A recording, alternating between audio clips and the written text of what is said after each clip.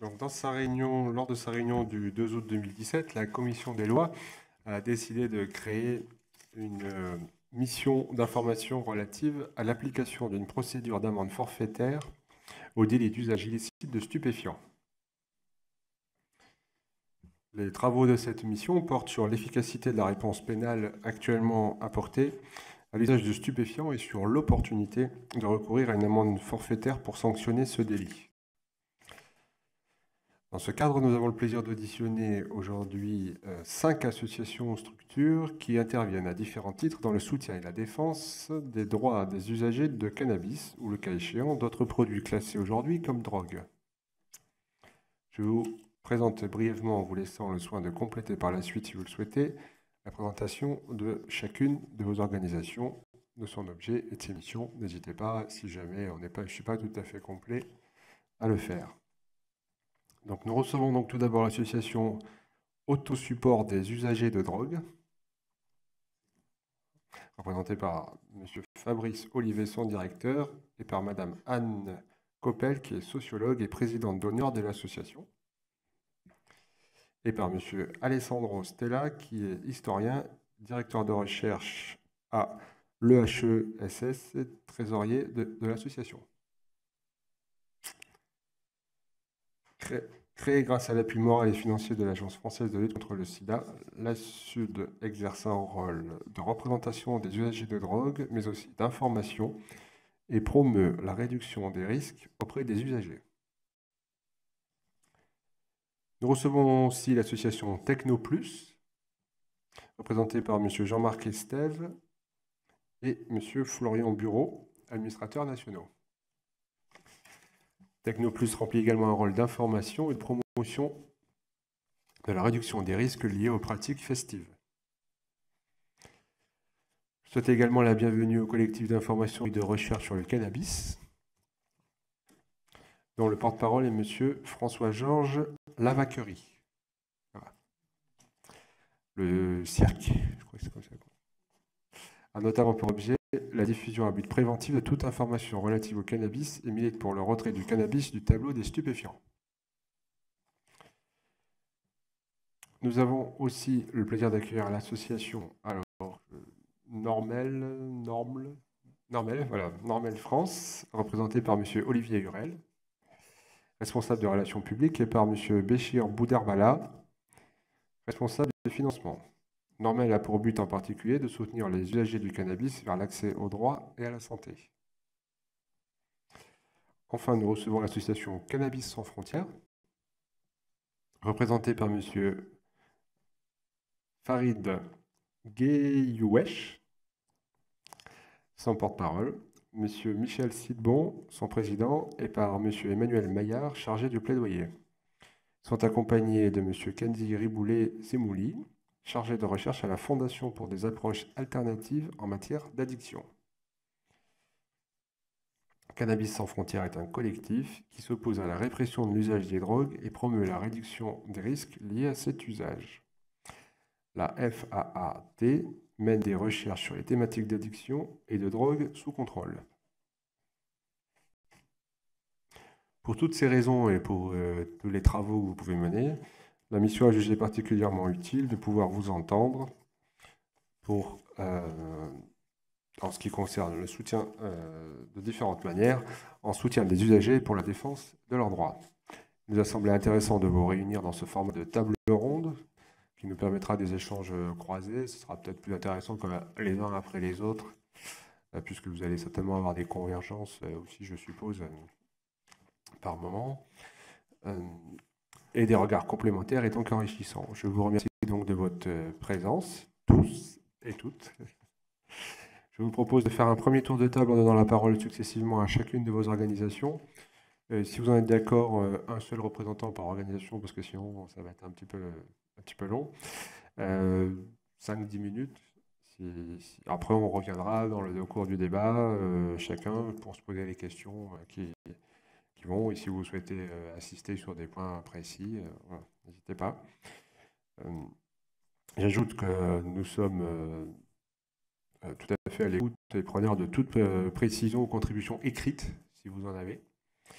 et que n'hésitez pas à nous les faire parvenir à la fin de cette audition ou même plus tard par mail. Voilà. Je précise que cette audition est ouverte à la presse et retransmise en direct sur le site internet de l'Assemblée nationale. Donc vous pourrez, tout le monde va avoir accès aux enregistrements à la demande quand il le veut par la suite. Donc je vous propose de commencer par monsieur. Merci de nous recevoir. Je tiens quand même à préciser que ce format est un tout petit peu étroit vu le nombre d'associations qui sont présentées ici et un petit peu disproportionné par rapport aux autres éditions que j'ai pu visualiser. C'est bien dommage, mais enfin bon, on va quand même se prêter au jeu, sachant que nous représentons effectivement la parole des personnes concernées qui, très souvent en matière de législation sur les drogues, sont les dernières consultées.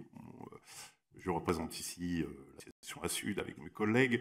Nous sommes au cœur du système, si l'on peut dire, puisqu'on a travaillé dans la réduction des risques liés à l'usage de drogue, où les questions de sida étaient prédominantes dans les années 90, qui nous a permis d'acquérir une forme de strapontin dans la politique des drogues. Le sida, une maladie qui a fait peur à tout le monde, mais en matière de cannabis, si l'on peut dire, bon, très souvent, la parole des usagers n'est pas prise en compte.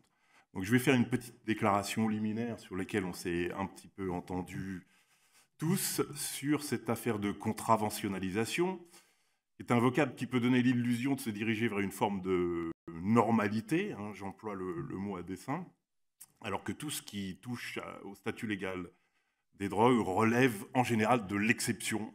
On va, je pense, se mettre d'accord sur ce point, du paradoxe, à commencer même par l'existence de nos associations, hein, qui sont toujours sur une forme légale un peu ambiguë. Bon, je ne m'étends pas sur ce point. Pour cette raison, nous souhaitons donc vraiment collectivement poser une question préalable, la seule qui nous semble vraiment importante, à savoir, est-ce que cette contraventionnalisation, s'agit-il de remplacer la pénalisation de l'usage par une contravention, ce qui reviendrait à abolir l'article L. 3421.1 du Code de santé publique qui criminalise l'usage de stupéfiants et remettre enfin à plat la loi du 31 décembre 1970 ? Ou bien s'agit-il de rajouter une mesure réglementaire supplémentaire qui s'ajouterait à l'édifice actuel avec en corollaire la simple possibilité pour une catégorie d'usagers privilégiés d'échapper pratiquement à la sanction sans qu'il soit envisagé de toucher à l'édifice répressif légal. Dans l'hypothèse fort probable où vous allez nous répondre par la négative, nous considérons que cette initiative ne s'attaque pas au problème fondamental de notre société en matière de drogue, à savoir une gigantesque hypocrisie qui fait peser sur nos banlieues une demande globale de drogue issue de la société, creusant un peu plus tous les jours une fracture sociale qui est bien souvent une fracture raciale, multipliant les contrôles aux faciès et les mesures vexatoires en direction de populations issues de l'immigration africaine sous prétexte de lutte contre la drogue. Ça, c'est le propos liminaire, et je m'excuse de l'avoir lu parce que je voulais être sûr que ce soit bien clair. Mais voilà, ensuite, je pense qu'on va discuter autour de ce point, en tout cas pour ce qui nous concerne, qui pour nous est essentiel, à savoir qu'en matière de drogue, on a quasiment une fracture qu'on pourrait appeler fracture cannabique, qui est que certains usagers, finalement, sont à la base d'une demande et représentent un peu l'essentiel du problème, qui n'est pas un problème d'offre, comme on veut nous le faire croire, avec cette hystérie souvent, et qui se focalise, encore une fois, sur les parts les plus vulnérables de notre société. Mais bon, je ne vais pas revenir sur ce que j'ai déjà dit. Puisqu'on a 10 minutes, peut-être que tu peux dire un mot. Oui, je vais quand même... Enfin, disons... Oui. Donc, la première question qui se pose, c'est la question de l'objectif. C'est-à-dire, pourquoi faire ça? Et donc... ça n'est pas un objectif de santé. C'est clair, vous n'avez d'ailleurs pas invité les experts de la santé. Or, le problème, c'est que la mesure s'inscrit dans le Code de la santé publique et que cette mesure est aujourd'hui formellement déconseillée par l'OMS et l'ONU. Donc, il vient d'avoir une déclaration conjointe que je vais vous laisser de l'OMS et l'ONU recommandant de réformer ou d'abroger les lois punissant la consommation personnelle et la détention. C'est la première fois que c'est aussi clairement dit. À l'ONU, en avril 2016, il a été dit clairement qu'il fallait rappeler les droits de l'homme, parce que la loi qui pénalise l'usage va à l'encontre des droits de l'homme. Ce qui la justifiait, c'était qu'en principe, ça limitait la consommation, mais comme il s'est avéré que ça ne limite pas la consommation, il n'y a plus de justification. Et la France a d'ailleurs été à l'ONU, on l'a d'ailleurs sollicité pour lui demander qu'est-ce qui se passe avec pourquoi la France fait partie, encore une fois, des pays qui ne respectent pas les droits de l'homme. Donc, il y a deux éléments qui ont été dits à l'ONU en avril 2016 qui n'ont pas été entendus ici. Premièrement, on lutte contre les drogues. C'est une politique de santé, donc il faut que ça respecte la santé. Et deuxièmement, il faut respecter les droits de l'homme. Voilà les deux éléments importants. Donc il n'y a pas de justification à ni à la contravention, ni à... C'est tout simplement... voilà. Je vous laisserai le texte en question parce que c'est une déclaration conjointe de 2017. C'était beaucoup moins clair à l'ONU.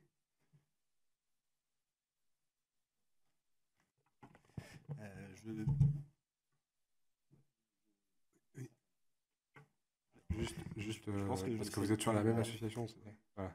Juste pour pas trop monopoliser la parole par association. Enfin, à moins que vous avez un complément très rapide, mais sinon je vais laisser un peu la parole à tout le monde si ça vous va. Oui.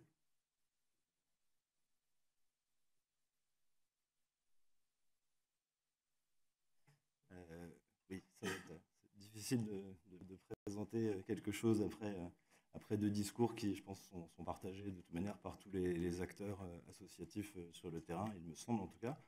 La seule chose que je puisse faire, c'est apporter un peu de précision sur nous, Technoplus, et le milieu duquel on vient. Ça fait 25 ans que Technoplus existe, et c'est une association de santé communautaire. Ce sont les gens de la communauté, à l'époque, en 95, des transpartis et des technopartis qui se sont montés en association afin de promouvoir un message et des outils de réduction des risques. Et ça fait 25 ans qu'on fait ça. Aujourd'hui, c'est plus tellement les transparties, c'est plutôt les free parties, les rave parties et les gros festivals. Et on intervient aussi dans toutes les soirées un petit peu underground et illégales. Et de fait, on est du coup en face d'un public, et on vient aussi de cette même communauté et de ce même public. On est en face d'un public qui a aussi bien des primo-usagers qui viennent faire la fête que des gens qui font la fête depuis longtemps et qui sont des usagers réguliers, sans qu'ils le soient tous forcément. Mais du coup, nous, ce qui nous a intéressés et particulièrement marqué, je pense, dans cette audition, c'est effectivement la possibilité de changer, parce que le discours officiel est sur le cannabis, mais effectivement, dans le questionnaire que vous nous avez transmis, à l'intitulé de cette commission, ça a l'air beaucoup plus large. Et nous, ça nous a semblé intéressant dans ce sens-là, parce qu'effectivement, limiter au seul cannabis ou au seul primo-usager ou ou à une certaine catégorie de personnes, effectivement, ça ne nous semble pas efficace du tout. Voilà, donc je pense que je vais m'arrêter là.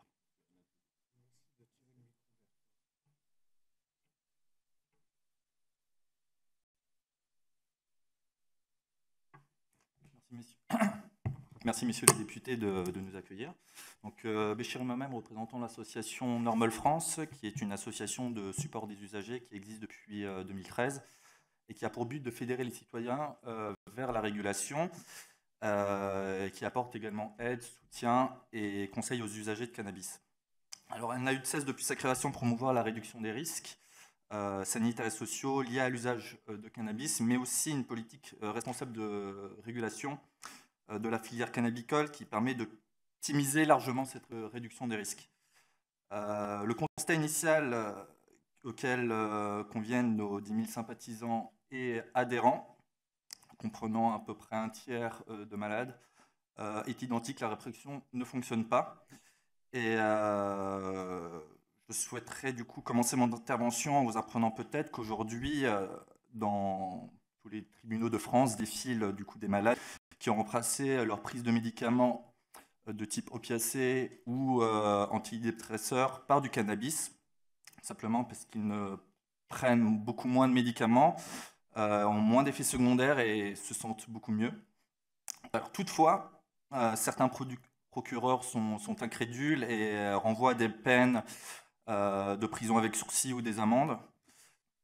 Se pose donc la question, que peut donc reprocher le législateur à un usager qui cultive son chanvre et le vaporise ou l'ingère en suivant une posologie régulière afin de soigner sa maladie de Crohn, sa fibromyalgie, sa sclérose en plaques ou encore son glaucome. Finalement, un usager qui ne nuit ni à la société ni à lui-même.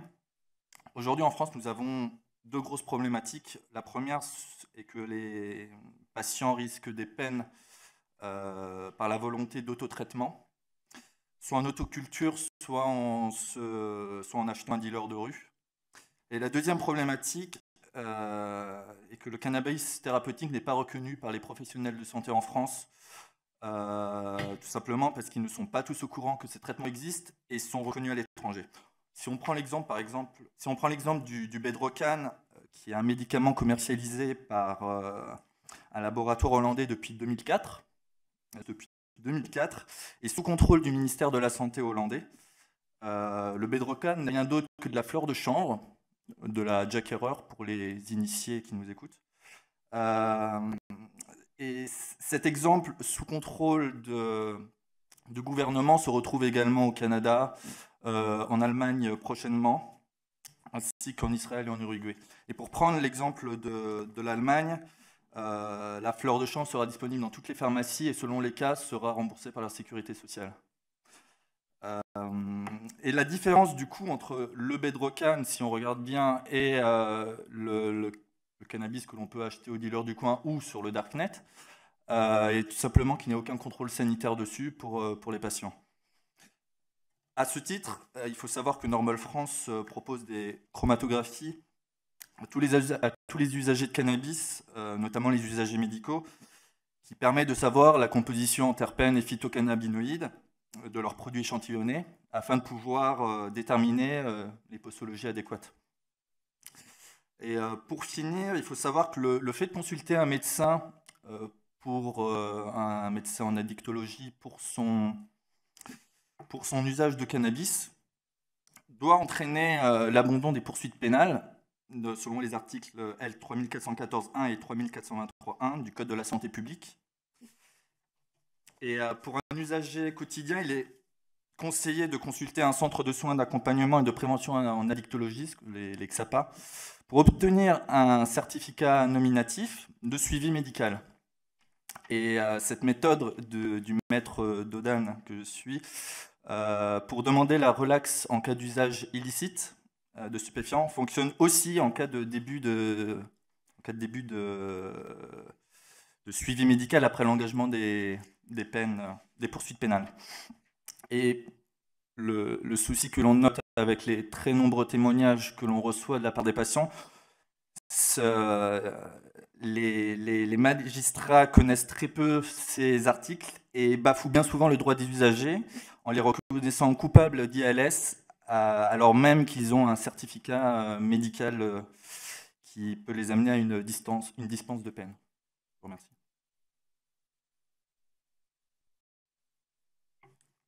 Bonjour à tous et bonjour à toutes. Merci, messieurs les députés, pour cette invitation. C'est une mission d'information dont on attendait l'invitation depuis longtemps. En fait, ça fait 46 ans que cette loi est entrée en application.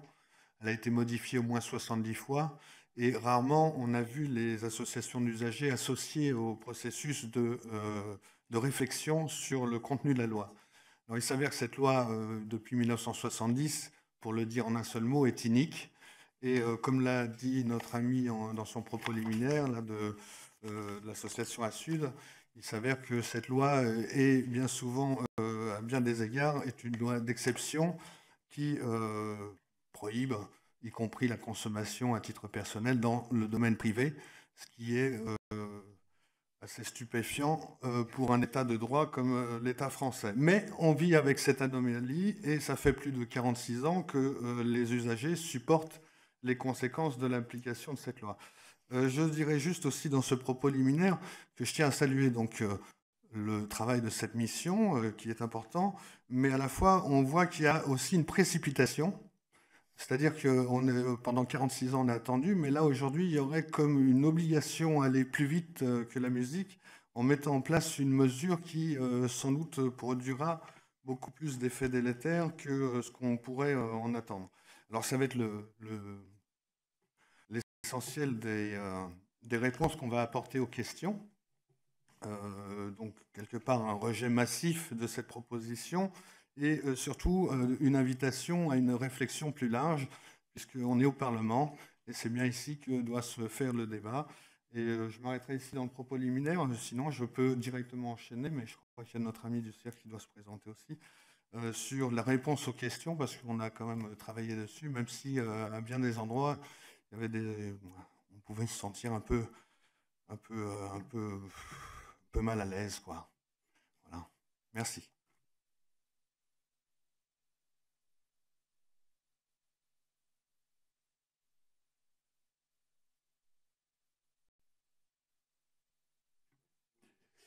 Bonjour, oui. Moi, je représente donc le cirque. Le cirque est une association, on pourrait appeler en termes anglais, d'advocacy pour le cannabis. Il y a dans ce pays des millions de vos concitoyens, électeurs, voisins, collègues, qui fument du cannabis. Il y en a des millions, 4 ou 5 millions, qui en font un usage fréquent, 500 000 quotidiens, sans que ça trouble énormément l'ordre public, vous me l'accorderez. Est-ce que vous voulez vraiment mettre des amendes à vos millions de concitoyens qui consomment du cannabis et qui non seulement consomment, mais récidivent? Sur une base quotidienne, ça fait beaucoup, beaucoup d'infractions.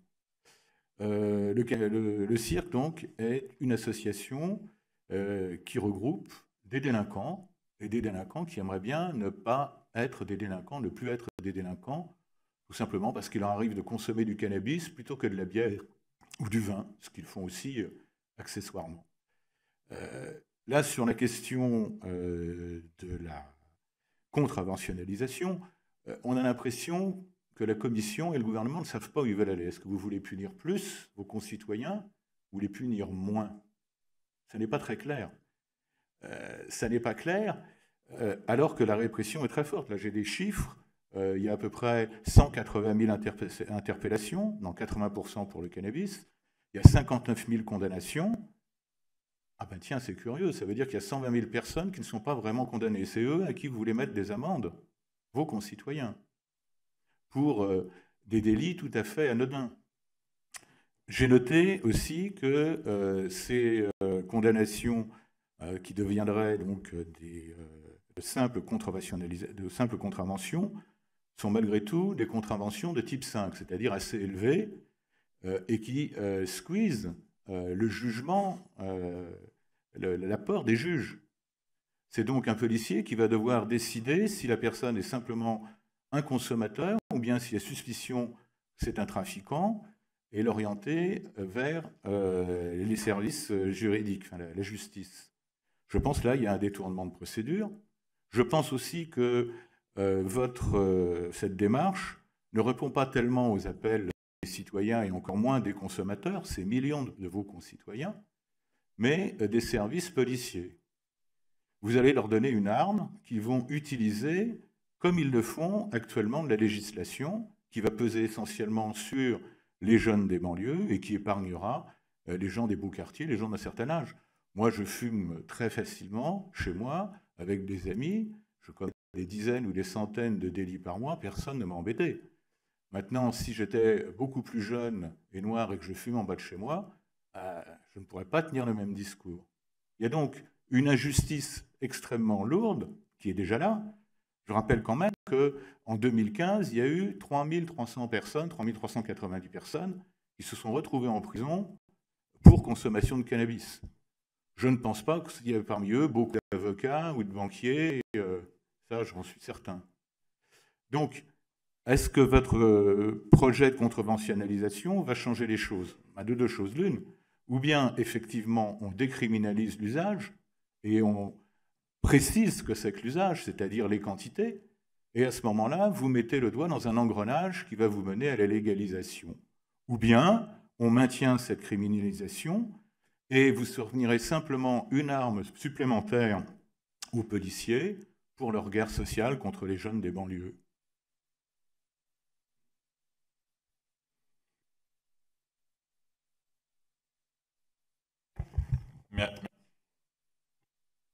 Pardon. Voilà, ça marche. Merci pour ce premier tour de table. Et je voulais intervenir. Oh, excusez-moi. Vous vouliez intervenir, c'est pour ça. Est-ce que vous coupez mon bouton? Oui. Non, bah rien, en quelques mots, l'essentiel a été dit sur ces questions des contraventions. Ce qu'on observe à Cannabis sans frontières, c'est quand même que le débat est particulièrement attardé dans ce pays. Quand au Canada, on discute d'une légalisation générale, quand aux États-Unis, la chose s'est faite État à État, comme commencé depuis des années, avec succès. Quand on sait qu'un peu partout, ceci représente non seulement un succès en termes de paix sociale, de santé publique, mais d'économie, à tel point qu'on compare ça en Californie à une deuxième bulle comparable à la bulle Internet des années 90. Pour un pays comme le nôtre, renoncer à avoir une pensée aussi attardée que ça, de penser à mettre des amendes aux enfants, si j'ose dire, et aux gens dans les rues, et harceler la population, donner, comme je t'expliquais à l'instant, à la police le moyen d'harceler la population, de façon à faire monter les tensions. C'est un état de débat, un niveau de débat très étonnant, très arriéré en France. On s'attendrait à ce qu'une nouvelle assemblée très rajeunie, féminisée, renouvelée largement, porte des idées nouvelles. Là, elle apporte des idées très rétrogrades, très dans la continuité de la politique en France depuis un demi-siècle maintenant à peu près, qui est particulièrement fermée, particulièrement obtuse sur ces questions, alors que c'est quand même non seulement le premier consommateur, mais aussi le premier trafiquant. L'Alliance franco-marocaine sert à approvisionner l'ensemble du cannabis, du hashish d'Europe. Ce n'est pas par hasard qu'on a aujourd'hui dans le journal un patron de la police qui est impliqué dans 15 tonnes de cannabis venu du Maroc. C'est le système français. Pendant que le système français est comme ça, il faudrait harceler les jeunes dans les rues. Mon dernier point, simplement pour être bref, je crois que j'ai dit l'essentiel là, mais c'est pour apporter mon témoignage en tant que non-président de Cannabis sans frontières, mais en tant que professionnel, en tant qu'éditeur. J'ai beau éditer sur les questions des drogues, j'ai édité beaucoup de livres, et je dois dire que parmi les dispositions de la loi de 70 qui sont déplorables au point où elles mettent 180 000 personnes en état d'infraction tous les ans, au point où elles mettent 3300 personnes, simples consommateurs en prison, au point où elles remplissent les prisons au lieu de remplir le trésor public et la caisse de l'économie nationale avec un système vertueux. Et bien pendant ce temps-là, dans cette loi, il y a aussi un dispositif qu'on appelait L630 maintenant, et les spécialistes, mieux spécialistes que moi, vont me dire comment il s'appelle aujourd'hui. 3421-4, il a été rebaptisé, parce que comme il y avait une grande campagne contre ce L630 qui porte atteinte à la liberté d'expression. Quand on porte atteinte à la liberté d'expression, on porte atteinte à la liberté de penser. C'est pas par hasard si la réflexion est aussi attardée en France aujourd'hui. C'est parce qu'il est interdit de penser. Et je peux en témoigner parce que moi, il m'a été interdit de diffuser les livres, pas parce que les livres sont interdits, mais parce que les libraires sont intimidés par la même brigade des stupéfiants qui trafiquent le hashish à la tonne.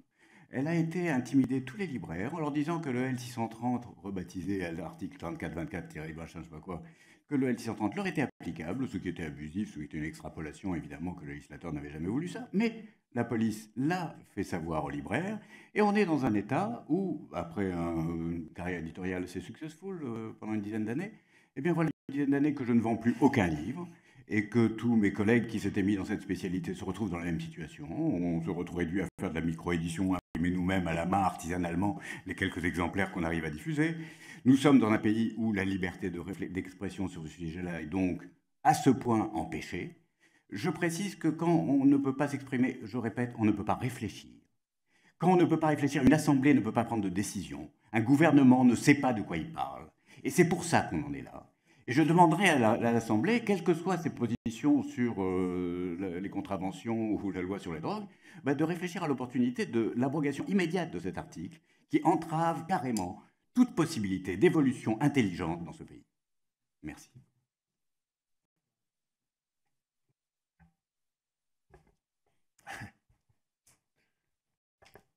Alors ça dépote par rapport à ce qu'on a entendu jusqu'à présent, donc il faut se mettre, changer de logiciel.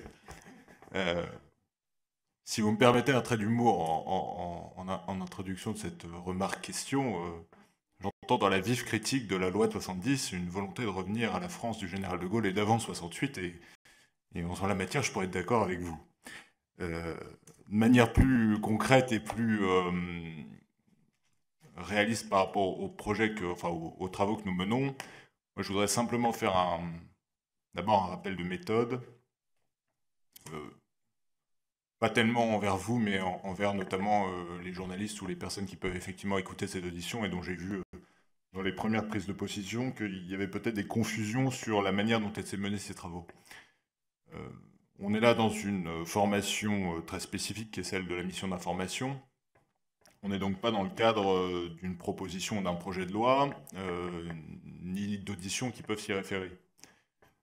Vous avez probablement entendu comme nous les déclarations du ministre de l'Intérieur, son intention d'appliquer les mesures prévues par le président de la République élu. Et c'est un peu dans ce cadre que la commission des lois nous a demandé d'étudier un dispositif qui effectivement s'inscrit dans le maintien du délit d'usage de stupéfiants et ne pose pas en tant que tel le débat général sur l'usage ou la lutte, selon la sémantique que l'on voudrait utiliser, sur les stupéfiants en France. Ce débat, on a nul doute avec Éric Pouillat qui viendra lorsque le débat sera posé au Parlement, enfin à la Commission et donc au législateur en tant que tel, lorsqu'on aura à se prononcer sur des textes de loi. C'est pour ça que spontanément, nos auditions se sont tournées vers celles et ceux qui seraient à même d'appliquer ce dispositif et d'en mesurer les conséquences, les limites, l'intérêt au sens large.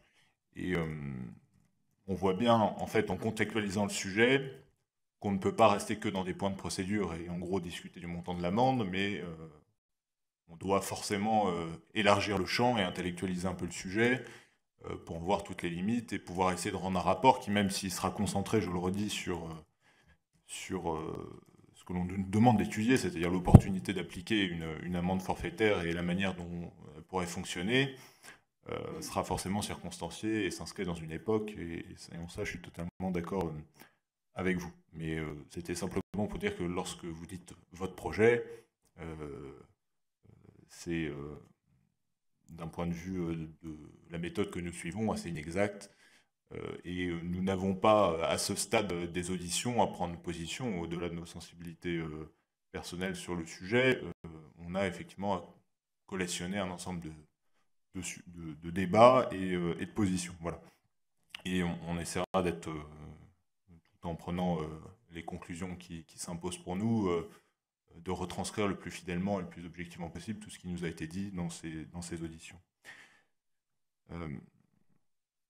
Alors, c'est vrai que mener le questionnaire qu'on vous a soumis justement dans ce cadre-là, ça relève un petit peu de la fiction, dans le sens où on conçoit deux mondes totalement différents entre ce qui nous est demandé d'écrire et finalement une position qui prend le sujet par l'autre bout et qui est totalement entendable.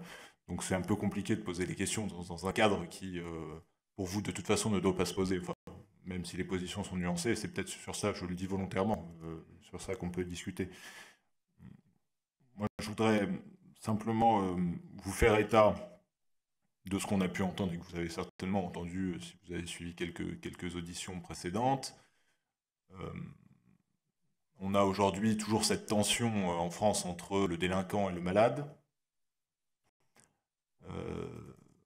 On a aussi des juges, des magistrats, en particulier du parquet qu'on a auditionné, qui prennent leur mission comme une véritable mission sociale, au-delà de et ils reconnaissent bien volontiers que les tribunaux vont rarement jusqu'à la peine, et encore moins la peine de prison, mais qu'aujourd'hui l'interdit permet de rencontrer un public, en particulier en difficulté, qu'elle soit sociale ou sanitaire, qu'on a du mal à toucher sinon avec des structures de prévention, de proximité, qui ne vient pas spontanément voilà, à la rencontre de celles et ceux qui pourraient les accompagner, comprendre leur consommation dite problématique, et les accompagner peut-être vers un usage plus régulé, voire vers la fin d'une addiction, ce qui est présenté comme une addiction.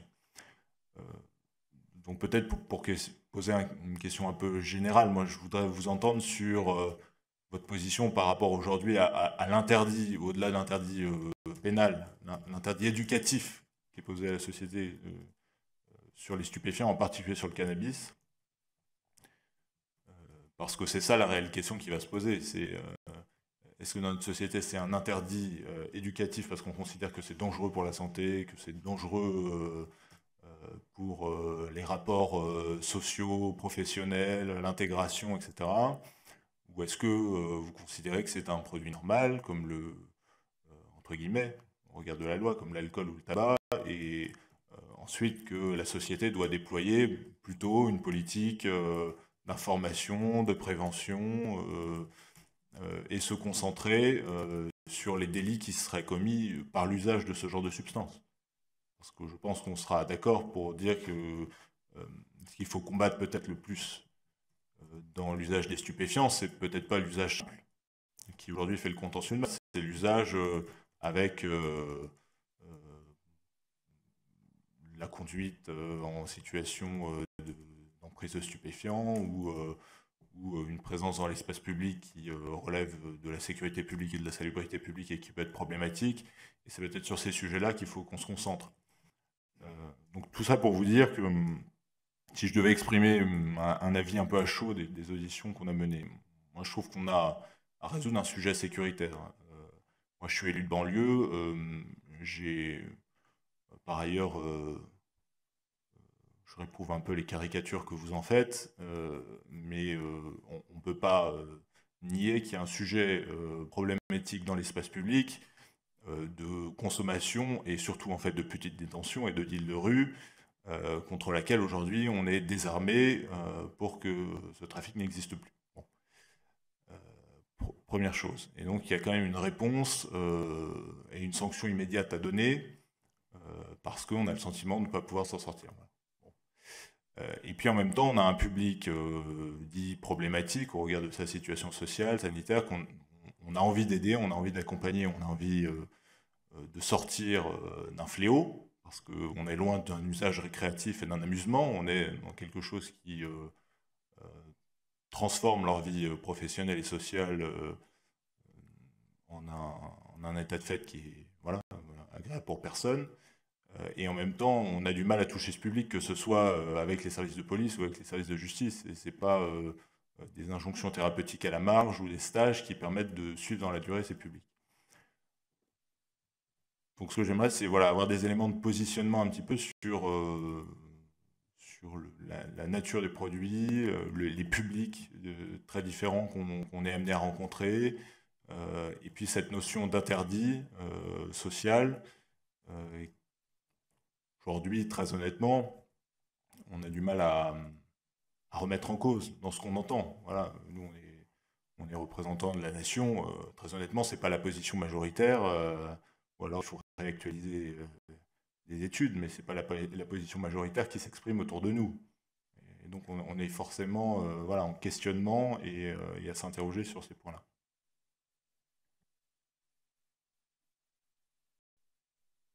Juste parce que je voudrais qu'on aille au fond.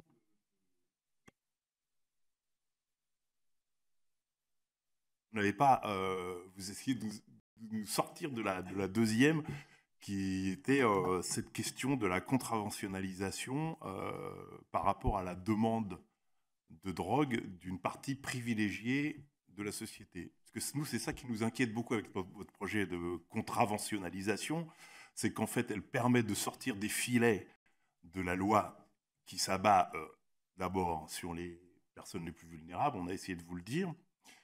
Les quelques faits divers là, dont on a pu entendre parler, notamment qui peuvent concerner les enfants des élus de la République, qui se trouvent pris dans les filets de la répression et qui sont en fait le cœur du problème, c'est-à-dire la demande. Ce projet de contraventionnalisation, en fait, il reconnaît implicitement qu'il y a une demande qu'on ne peut pas combattre par la loi et qui n'est pas une problématique sanitaire non plus. Vous essayez de nous emmener sur le champ sanitaire, même si effectivement, en matière de drogue, c'est un point fondamental qui est soulevé par les institutions internationales. Mais là, pour le problème de la demande de drogue fournie par les banlieues au grand bénéfice finalement de la part la plus privilégiée de la société, là on est dans une grande hypocrisie qu'on essaye de dénoncer avec force.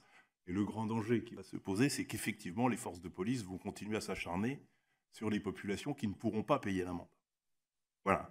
Donc ça c'est disons, le point de discussion qu'on aimerait creuser à fond, parce que de plus en plus, il y a des travaux américains très sérieux là-dessus. Hein. Je vous suggère de lire Michel Alexander. Vous verrez que pour la société américaine, cette racialisation de la guerre à la drogue, elle est admise et elle a certainement participé aux débats qui ont conduit à la dépénalisation et la légalisation du cannabis dans certains États.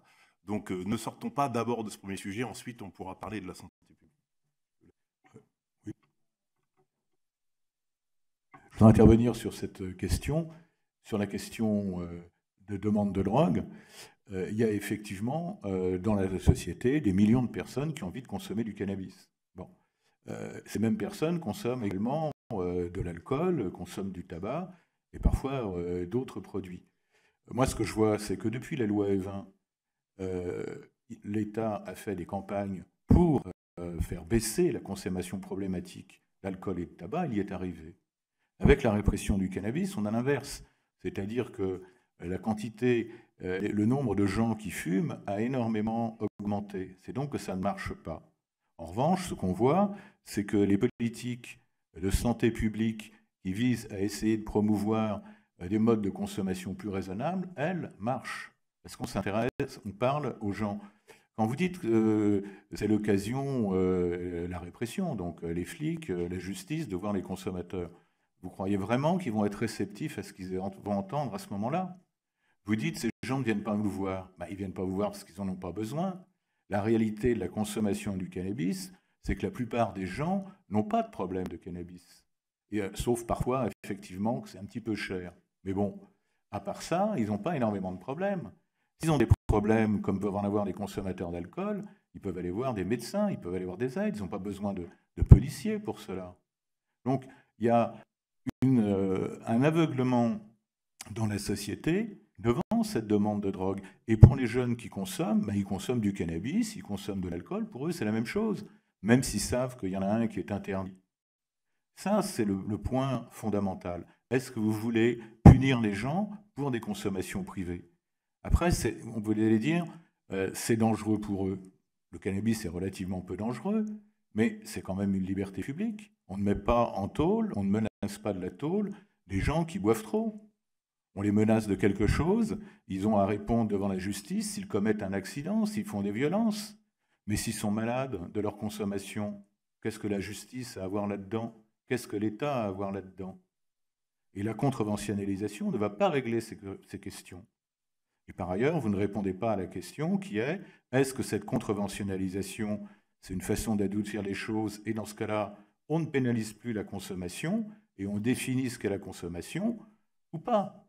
Sinon, vous ne changez pas, vous rajoutez simplement une nouvelle arme pour la police, qui sera arrangée avec les 1 million 200 millions de 2 millions de grenades qui ont été achetées par le ministre de l'Intérieur.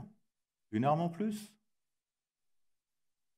Si je peux me permettre d'ajouter, pour répondre à la question de savoir comment amener les publics vers les services de police, je ne pense pas qu'en effet que ça soit la priorité. Par contre, on a pu voir que les dispositifs sanitaires pouvaient répondre à la demande des usagers, mais en général, justement, par le fait de la pénalisation, les éloignait.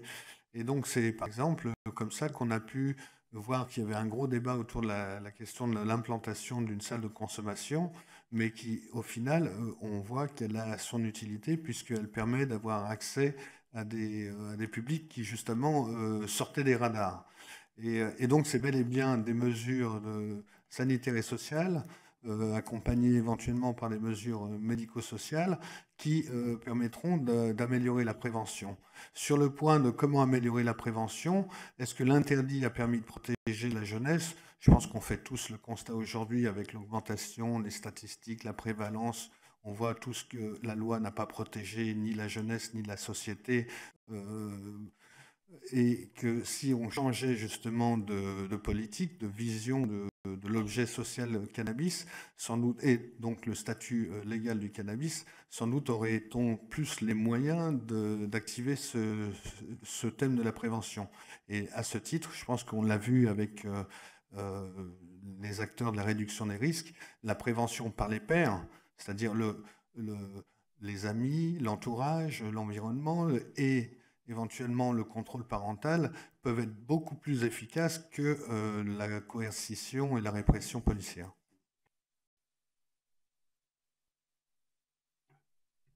Oui, si je peux dire un mot. Oui. C'est que la conventionnalisation, en fait, maintient la consommation de cannabis et d'autres drogues classées illégales dans les champs punitifs. C'est la logique punitive qui continue à être mise en place. Et pourquoi? Est-ce qu'un législateur français envisagerait de mettre une amende à quelqu'un qui sort d'un supermarché avec une bouteille de vin? Est-ce que le législateur pourrait penser de mettre en prison les gérants d'un supermarché qui vendent de l'alcool? C'est ce qui s'est passé. Ce qui se passe aujourd'hui, ce n'est pas une boutade. C'est ce qui se passe aujourd'hui dans certaines régions du monde qui appliquent strictement la charia, d'accord, haram, l'alcool c'est haram, mal, il faut interdire. C'était le cas aux États-Unis en 1920, 1933, où l'alcool était interdit. Hein? Et donc, son commerce était... mais je me permets de vous dire en tant qu'historien, je travaille sur cette question depuis quelques années, la prohibition du cannabis et d'autres psychotropes venus d'Orient est un fait tout à fait récent dans l'histoire de l'Occident. Parce que sa consommation est récente. Jusqu'à la deuxième moitié du XXe siècle, la consommation de cannabis, d'opium à des fins récréatives et non médicales et d'autres drogues venues d'Orient ou d'Occident comme la cocaïne n'existait pratiquement pas en Europe. C'est un phénomène tout à fait récent. Et sa répression, sa législation répressive est tout aussi récente.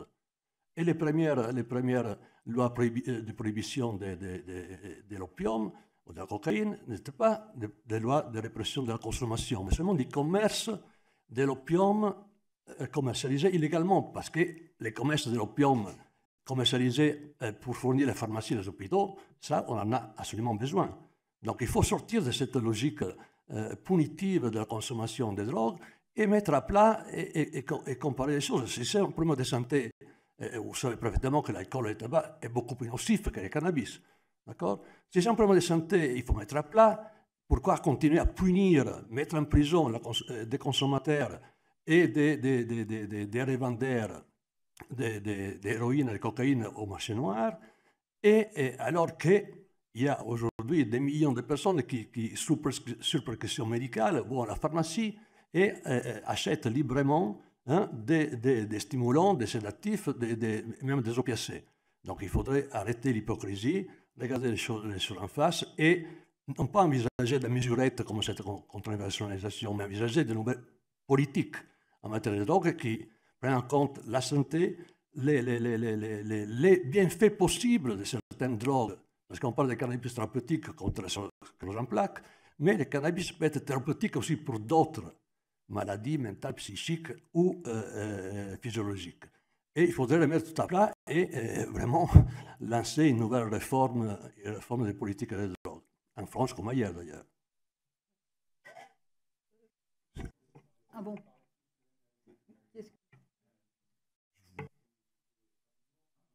Rapidement, je voudrais juste préciser un petit peu sur la notion d'interdit dont vous parliez un petit peu tout à l'heure, qui était si on n'a pas les tribunaux et la police, comment on fait pour récupérer les jeunes qui ont des parcours problématiques et difficiles. Je pense que justement sur cette notion d'interdit, avec l'interdit vient au contraire la non-information et au contraire la désocialisation et le risque de rencontrer des consommations beaucoup plus problématiques.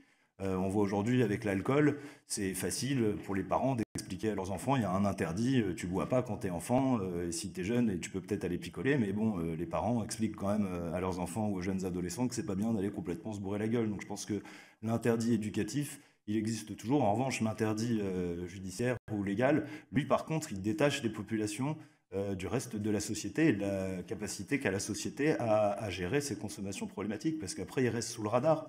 La plupart des consommateurs qui ont des consommations hyper problématiques et qui sont à la rue, ils ont des stratégies, ils déploient des stratégies ingénieuses pour échapper aux services de police, etc., justement.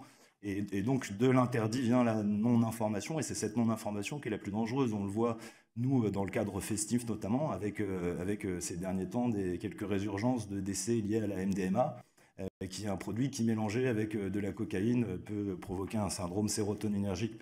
Et ça, ce sont des informations que les petits jeunes qui vont en club aujourd'hui, ils en savent foutre rien, tandis que l'alcool, on sait que si on boit 2 bouteilles de vodka, on va faire un coma éthylique. Et donc, cette non-information qui est liée à l'interdit, en l'occurrence de la MDMA par exemple, eh ben, elle est fatale à des gens aujourd'hui en France. Je voudrais revenir sur quelque chose qui est l'ordre public. Effectivement, il y a beaucoup de cités de banlieue où le trafic est très gênant pour les habitants. Il donne aussi à des gamins qui n'ont pas beaucoup de formation des occasions de gagner de l'argent très rapidement, et je pense que ce n'est pas quelque chose qui plaise aux parents. Mais ça, ce n'est pas le produit du côté diabolique, c'est l'interdiction. Si vous aviez, comme il y en a en Hollande, pays raisonnable s'il en est, des coffee shops, vous n'auriez plus ces zones de trafic au bas des cités. Et vous n'auriez plus des gamins qui peuvent se faire 80 ou 100 euros par jour comme ça. Or, ça, c'est quelque chose qui est assez dangereux. Ça amène ces gens à rentrer dans des carrières qui se payent très cher, parce qu'inévitablement, ils vont se retrouver en prison. Et ça, c'est un vrai détriment social. Avec une distribution légale, organisée, ces problèmes de voie publique disparaîtraient. Les voisins vous en remercieraient. Voilà. Il faut que j'appuie. Voilà. Je voudrais revenir sur cette question justement de sécurité, parce que j'étais assez surprise par les questions que vous posez, parce que ces questions, elles sont résolues. C'est-à-dire qu'aujourd'hui, il y a un consensus des experts pour dire que la pénalisation de l'usage et de la détention sont contre-productives, c'est-à-dire qu'elles ont plus d'effets pervers que d'effets protecteurs. Il faut les abandonner. Je citais l'ONU, c'est l'ONU et l'OMS. Donc, si vous voulez, en 2000, et ça fait déjà longtemps, mais bon, là, c'est la première fois que l'ONU et l'OMS recommandent ensemble de dépénaliser la détention, la consommation personnelle et la détention, parce que les lois sont discriminantes. Parce que ça aussi, la discrimination, ce n'est pas que français, c'est international. Hein. Ça remplit pour moitié les prisons du monde, donc ce n'est pas une affaire négligeable. Bon. Vous dites que vous n'avez pas entendu, les gens que vous avez entendus ne parlaient pas de légalisation. La moitié de la population française est déjà pour. Hein, vous avez vu le dernier sondage, on a basculé. C'est à partir du moment où les Français ont compris que c'était possible, ben vous avez une majorité qui s'est dégagée pour la légalisation. Donc c'est pas du tout... on est vraiment à un tournant. Et je pense qu'il faut ouvrir ce débat très largement. On ne peut pas prendre une mesure purement technique, s'imaginer qu'on va prendre une mesure purement technique qui est la contraventionnalisation, c'est-à-dire passer de la justice à la police, alors qu'on est sur un énorme problème. On ne peut pas passer à côté. Ce que je voudrais dire du côté de la sécurité, c'est que ce qui est souvent invoqué par les services de police, c'est que l'interpellation des usagers, ça les aide à remonter. Enfin, ça fait partie de la lutte contre les drogues. Et il est prouvé que c'est le contraire. Ça a été prouvé, c'est-à-dire que vous avez la politique portugaise en 2001 a analysé de très près quels étaient les résultats obtenus selon les villes et les régions en fonction des politiques menées. Et il a été démontré que plus la loi est répressive, plus il y a de la violence, mais il n'y a pas de diminution du trafic. Donc, c'est pour ça, c'est pour des raisons de sécurité que le Portugal a décidé de dépénaliser l'usage et la détention personnelle, aussi pour des raisons de santé publique, hein, mais il y avait aussi une analyse de la sécurité. C'est contre-productif d'amonceler les interpellations pour usage, c'est tout à fait contre-productif et ça entretient une violence au quotidien, c'est par rapport aux missions. Si les policiers veulent se faire respecter, il faut que leur mission... Il faut qu'ils fassent en fonction de leur mission. Leur mission, c'est de lutter contre les nuisances, les violences, la délinquance. Et là, ils pourront construire le respect. Sinon, c'est une façon détournée. Et je voudrais poser une question quand même qui est très très précise, c'est celle de la corruption. Parce que dès qu'il y a des amendes qui sont données dans la rue, il y a des problèmes de corruption. Et ça, je peux le dire aussi bien en tant que chercheur. Hein, je les ai... on a vu récemment à Marseille, je parle de la petite corruption au quotidien, et ça, les amendes, quand on est dans un système de prohibition, il faut penser à ces questions de pourrissement, parce que c'est des questions sérieuses. Oui, allez-y. Alors, je crois que là, on commence à être au cœur du sujet, hein, vraiment, parce que on parle aussi, non mais en tout cas du sujet qui nous préoccupe. Il y a un divorce évident, vous dites que vous êtes élu de banlieue, il y a un divorce évident entre la police et toute une partie de la jeunesse. Et un divorce qui est très problématique, ça a quand même débouché sur des émeutes extrêmement violentes il y a quelques années, hein, 2 petits garçons qui s'enfuient, qui s'enferment dans un appareil électrique, qui sont brûlés vifs. J'habite à quelques encablures de cette affaire. Donc, ne croyez pas que la question des drogues est absente de tout ça. Les contrôles qui sont, malheureusement, il faut l'admettre, souvent des contrôles faciès. Ça, je sais que les syndicats de policiers vont vous dire le contraire. Hélas, on n'a pas d'instrument en France pour mesurer ce type de contrôle. Et aux États-Unis aussi, les syndicats de policiers contestaient l'existence du profiling, racial profiling. Et en fait, toutes les recherches ont montré que ce type de comportement policier est évident. Et en matière d'usage de drogue, évidemment que le prétexte de la boulette, le prétexte des fouilles, tout ça, ça débouche sur des humiliations, des gardes à vue, qui creusent ce fossé, qui est un problème récurrent, de plus en plus, vous le savez, je ne vous apprends rien, pour nos sociétés dans l'avenir. C'est pour ça qu'on insiste sur cette question, encore une fois, de la demande. Parce que la demande, elle ne vient pas de ces quartiers. François Georges vient de dire, les gens qui vivent dans ces quartiers, ils sont les derniers à être contents de cette situation, pris en otage entre les forces de police d'un côté et les dealers qui sont au bas de leur tour, de l'autre, des dealers qui sont souvent effectivement leur famille, leurs neveux, leurs cousins, peu importe, leurs voisins, mais ils sont littéralement pris entre 2 feux de la guerre à la drogue. Donc il faut changer de logiciel et reparler de cette demande qui émane de l'ensemble de la société. Et cette demande, encore une fois, je pense qu'on commence à l'admettre quand elle concerne nos enfants. Et on fait payer tout ça aux enfants des gens qui habitent de l'autre côté du périph'. Merci. Tout d'abord, je voulais dire une chose, c'est que d'abord, je vous remercie pour ce que vous faites. Parce qu'en matière de drogue, ça a été souligné, le problème de la prohibition, c'est que ça laisse la personne seule face au produit. Ou en tout cas dans un environnement insécure, voire criminalisé. Donc l'association que vous faites, vous faites du terrain, je sais, vous êtes aussi au contact et vous développez un message parfois préventif, que vous souhaitez préventif, pardon. Et je trouve que c'est important que vous fassiez ce travail-là. Après, beaucoup de choses ont été dites là à l'instant. Alors bien sûr, sur l'ampleur du débat, on est d'accord, mais comme ça a été dit, vous avez compris qu'on n'était pas là pour le régler. Voilà. On s'occupe de la mission qui nous a été confiée, même si on est bien conscient qu'elle s'inscrit dans un contexte social, historique, d'un point de vue juridique, qu'elle s'inscrit dans un contexte aussi sociétal qui fait qu'il faut prendre en compte tout ça pour faire avancer nos travaux. Comme ça a été très justement dit, je vais être redondant, mais je me permets de le dire parce que c'est important pour moi. Effectivement, on n'a pas d'avis tout fait et on n'est pas là pour faire tomber une mesure déjà écrite ailleurs. On est vraiment là pour écouter tout le monde et notamment les associations aux côtés des usagers.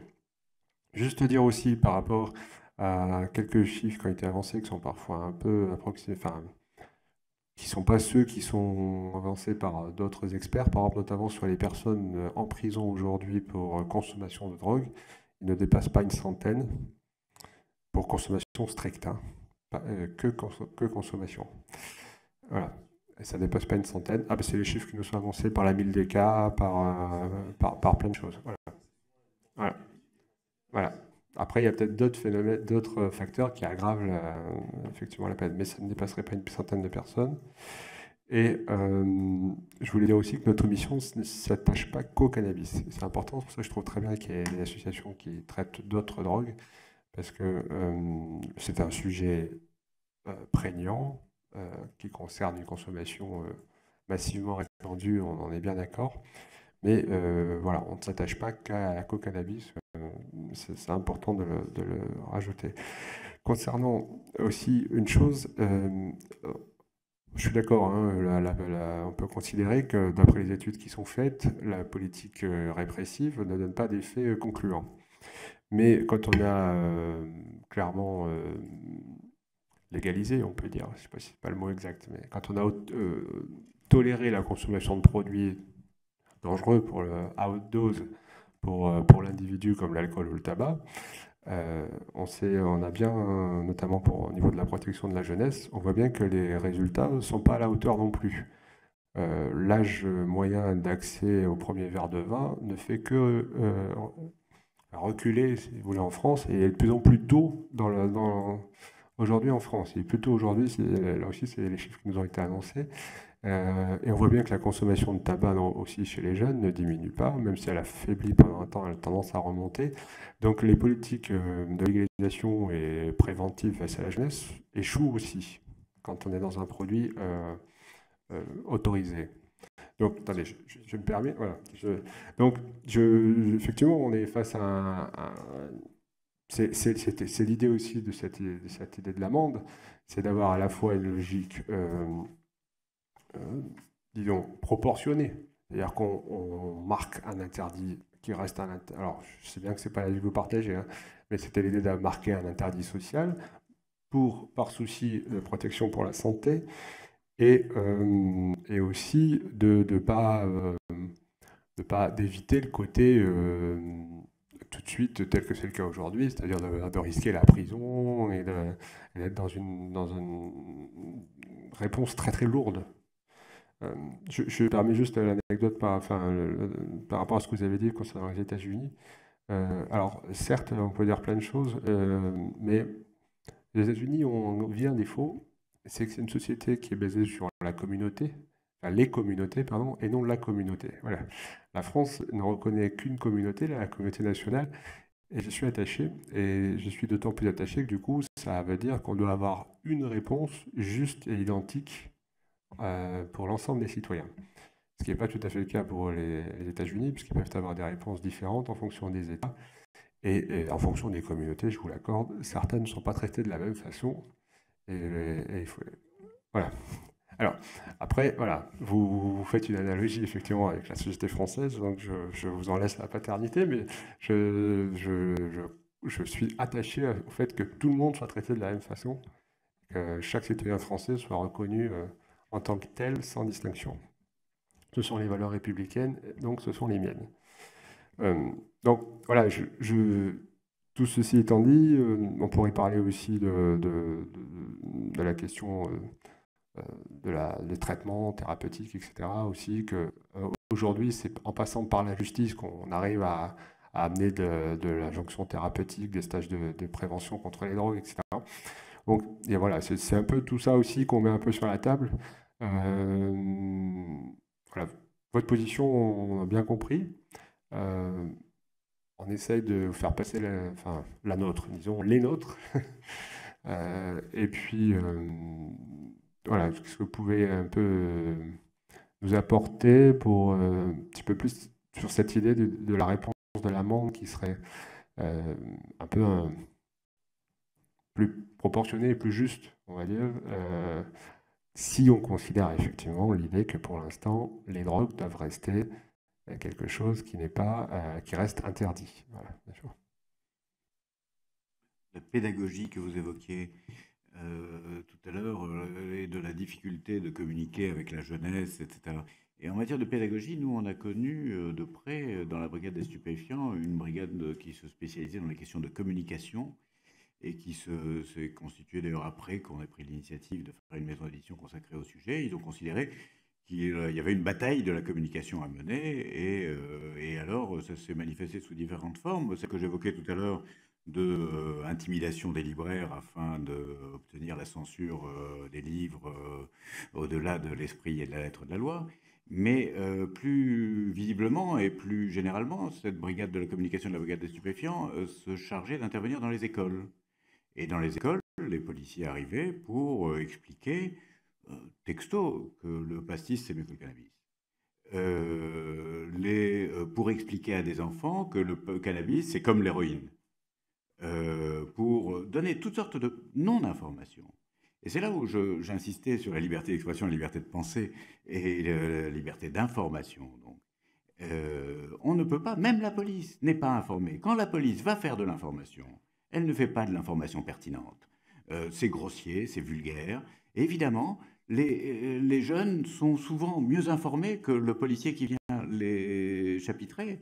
Et évidemment, l'autorité se ridiculise, c'est tout ce qui se passe à ce moment-là. Et un État qui empêche même la pensée, la recherche, il y a ici à cette table, je crois, 1 ou 2 chercheurs, mais franchement, ils pourront témoigner de combien ils sont peu dans la spécialité en France. Et comment, moi je peux témoigner en tant qu'éditeur, combien peu sont traduits les livres. J'en ai traduit plein, tant que je pouvais, tant que les livres n'étaient pas censurés, tant qu'ils étaient en libre circulation. Mais j'ai dû arrêter. Et qu'est-ce qui se passe à ce moment-là? C'est la connaissance qui arrête de circuler, c'est tout. Et quand il n'y a plus de connaissance, il n'y a que de la bêtise en action. Et ça, il est grand temps de changer de logiciel, effectivement. Ça n'est pas possible de mener une politique publique sans intelligence, je me répète, sans information, sans documentation sérieuse. Et pour ça, la base première de la science, c'est la liberté d'expression, la liberté de diffusion de l'information.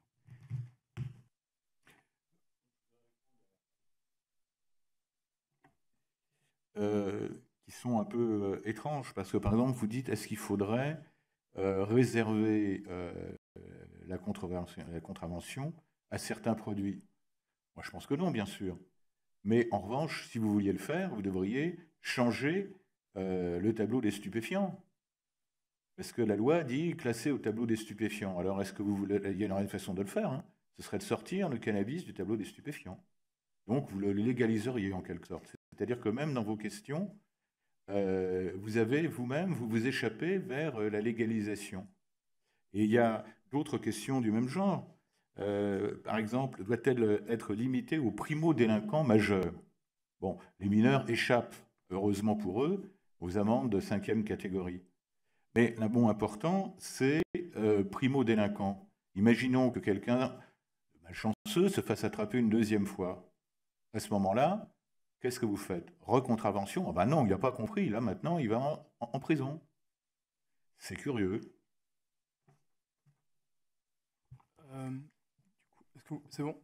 Du coup, messieurs les rapporteurs, oui, donc, alors on a beaucoup travaillé sur le sujet et on a noté énormément d'informations sur le débat qui vient d'avoir lieu.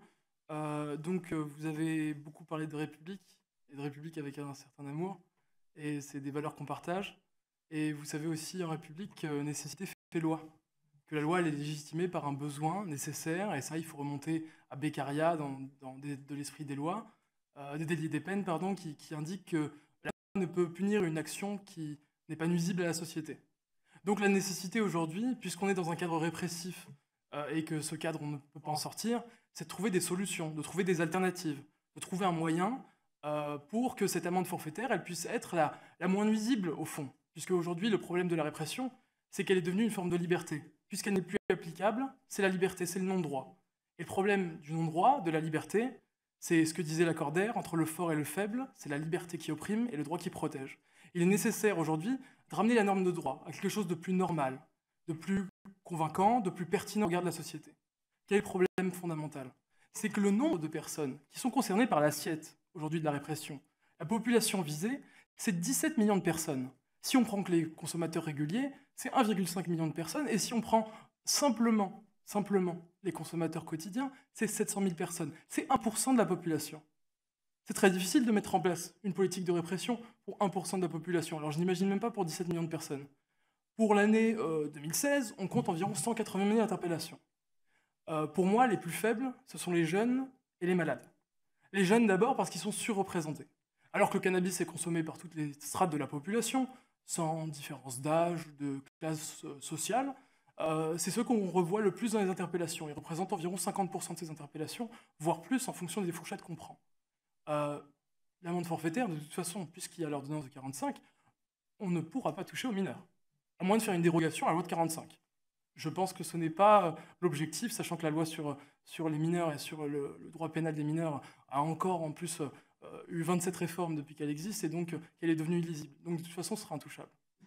Maintenant, l'idée, c'est qu'il y a une autre population dans ces jeunes. Il y a ceux qui sont dans l'intervalle de la majorité, mais qui sont encore des jeunes adultes. C'est 18-24 ans. Eux aussi sont surreprésentés. Pour eux, nous préconisons et nous demandons à ce qu'il y ait un traitement spécifique. Pourquoi? Parce que ce sont des populations, de manière générale, qui sont que très peu bancarisées, qui sont dans une situation de faiblesse, ou en tout cas de dépendance économique à l'égard des parents, et donc la proposition d'une amende n'aura aucun effet dissuasif sur eux, puisque l'amende sera payée par les parents dans la majorité des cas, ou quand les parents ne pourront pas, ce sera une situation familiale qui sera dégradée, voire marginalisée. Ça, c'est le premier élément, donc, sur les jeunes. Le deuxième élément, c'est les patients. Olivier Hurel le rappelait en propos liminaire. Évidemment, le problème qu'on a, c'est qu'aujourd'hui, la mise en place du Sativex, la mise sur le marché du Sativex a été un échec considérable, et donc il faut repenser la loi. En attendant qu'il y ait des travaux qui soient faits, il y a un consensus dessus. Qu'on soit de droite ou de gauche aujourd'hui, on est d'accord pour considérer que les patients doivent consommer des cannabinoïdes. En attendant qu'il y ait une loi dessus, nous considérons et nous proposons que l'amende forfaitaire ne concerne pas les patients qui pourront proposer soit des ordonnances, soit des justifications. Pourquoi? Parce qu'aujourd'hui, le patient, comme le disait Olivier, il est victime d'une triple condamnation. La première, c'est sa pathologie, souvent très lourde. La deuxième, évidemment, c'est la difficulté de retrouver du cannabis. Alors soit il va cultiver, et dans ce cas-là, il va risquer, soit il va aller dans des banlieues, je ne vais pas utiliser le mot banlieue, pardon, dans des quartiers oubliés de la République ou dans des situations où il va se trouver dans des situations difficiles, où on va avoir du racket, on va avoir de l'insécurité. Vous disiez que c'est un problème sécuritaire. L'essentiel aujourd'hui, pour les législateurs que vous êtes, et pour la proposition que vous ferez à l'initiative de cette mission d'information, c'est évidemment de trouver une solution pour ces passants qui sont dans une immense précarité. Donc il y a cette double condamnation, et la triple, c'est évidemment la condamnation pénale. Et on ne peut plus se permettre, nous, État de droit, État qui a vocation à protéger, je le répète, le plus faible du plus fort, d'être dans une situation de non-droit à l'égard des patients. Donc les deux propositions que nous faisons d'abord sur les jeunes, puis sur les patients, elles vont être encadrées évidemment d'une remarque un peu plus générale, peut-être plus légère, sur votre propos liminaire, monsieur le député Reda, concernant le cadre de la mission d'information.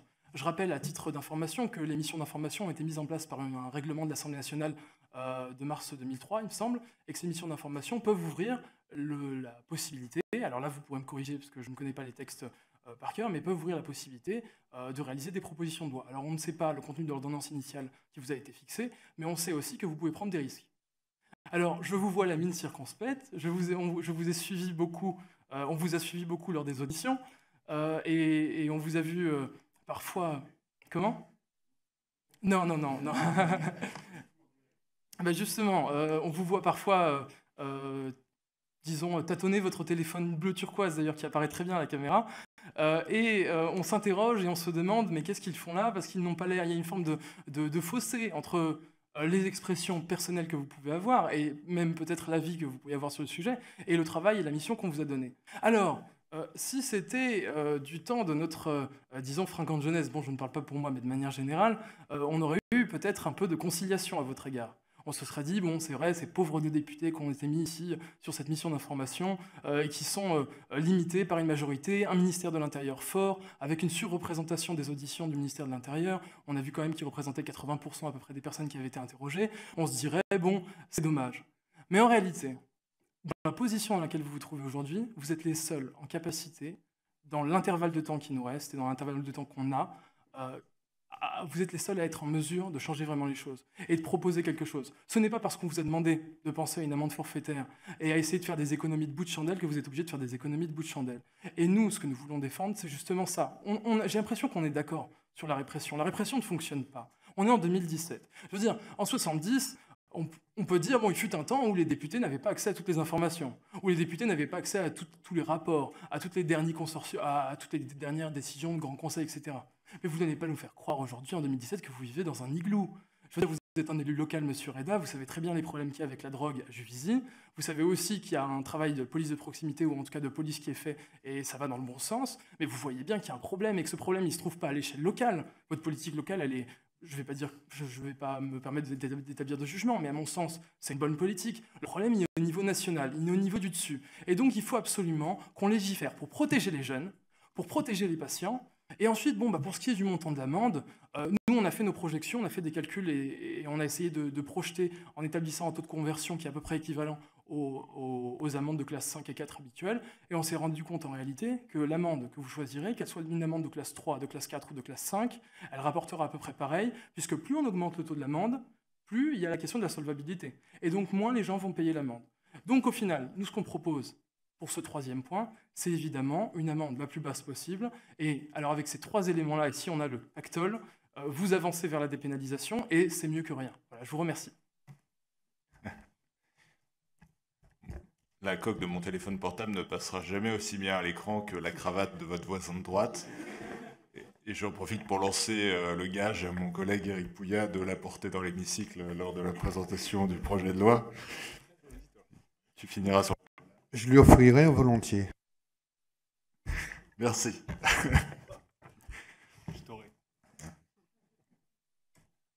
Moi, j'ai une question tout à fait civique sur ce que vous disiez. Si on renverse finalement les choses sur l'amende et la question de la solvabilité. Une inquiétude qui a été partagée, soit par les services de police, comme par la justice, c'est l'inquiétude de devoir faire une politique du chiffre. Donc de devoir faire entrer de l'argent dans les caisses. Or, on sait que le public que vous avez évoqué... plutôt les jeunes, majoritairement, un public peu solvable, et donc qui ne sera pas à même, d'une part, de répondre à peut-être un taux éventuel, même s'il n'est pas dit objectif à atteindre d'amende, et à un impératif aussi à maintenir vis-à-vis de la justice, qui est ne pas favoriser l'émergence de recours, sans compter les coûts de recouvrement que pourraient générer ces amendes. Donc est-ce que cyniquement, ce ne sera pas une inversion et finalement une tentation pour les forces de l'ordre de se diriger vers des publics solvables, qui ne sont pas forcément en difficulté avec l'usage, pour pouvoir recouvrer des amendes plus facilement et finalement les détourner d'un public qui savent pas solvable et où les... Vous y croyez vraiment là? Ou c'est...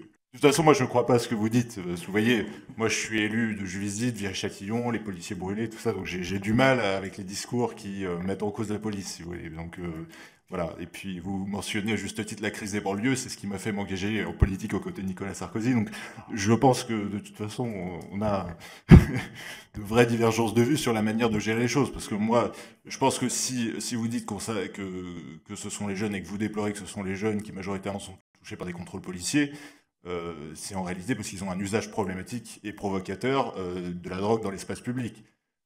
C'est parce qu'ils occupent le tourniquet à la sortie de la gare en empêchant de passer les usagers avec leurs pétards, c'est parce qu'ils sont dans la cage d'escalier, c'est pas... Mais, pardon. Non mais, je veux dire, le boulot du policier, c'est de constater des individus en état d'infraction. Effectivement, force est de constater, si on s'en borne au travail du fonctionnaire de police, c'est plus compliqué d'interpeller le professeur agrégé qui fume un joint en corrigeant ses copies dans son appartement parisien, à l'abri des regards, et des individus qui peuvent avoir un usage beaucoup plus visible dans l'espace public. Voilà. Mais c'est souvent assorti d'autres infractions.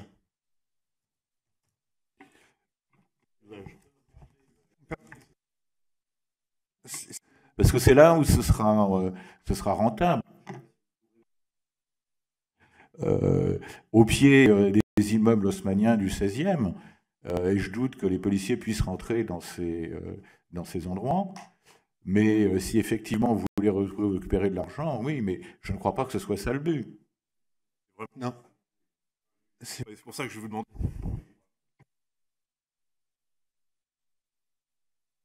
Elles ont une culture qui, malheureusement, se dirige toujours vers les mêmes zones et vers les mêmes populations. Bon, après, effectivement, sur le fait que c'est la poule et l'œuf, là, est-ce que c'est parce que c'est des populations qui commettent plus d'infractions, ou est-ce qu'on cible ces populations spécifiquement parce qu'elles sont, disons, pas dans une norme et qu'il convient de les circonvenir et de les contrôler, hein, c'est toute la problématique du contrôle social. Encore une fois, il y a des travaux de sociologues qui plaident plutôt dans ce sens-là.